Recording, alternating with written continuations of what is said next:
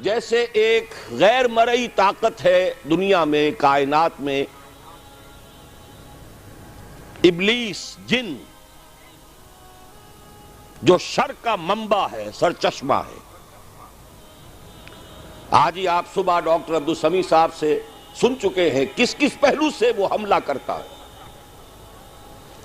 کیسے چیلنجنگ انداز میں اس نے کہا تھا کہ اللہ تو نے اسے خلافت دی ہے آدم کو، مجھ سے افضل بنا دیا اس کو، مجھے سجدہ کرنے کا حکم دیا ہے، سجدہ بھی نہیں کیا، اور پوری بغاوت کے ساتھ کہا ہے میں ثابت کر دوں گا کہ اس کی نسل جو ہے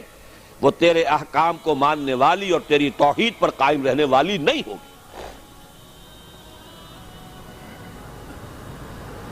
لَأَقْعُدَنَّ لَهُمْ صِرَاطَكَ الْمُسْتَقِيمَ، سیدھے راستے پر بیٹھوں گا، سیدھا راستہ توحید کا راستہ، قدم قدم پر ان کا رخ موڑنے کی کوشش کروں گا۔ اور آپ کو معلوم ہے تاریخ انسانی میں اس کا اکثر و بیشتر تو جب نظر آتا ہے تو یہی ہے،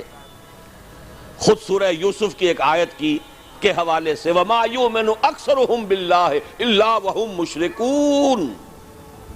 ان کو تو چھوڑ دیجئے جو اللہ کا ویسے ہی کفر کرتے ہیں، انکار کرتے ہیں،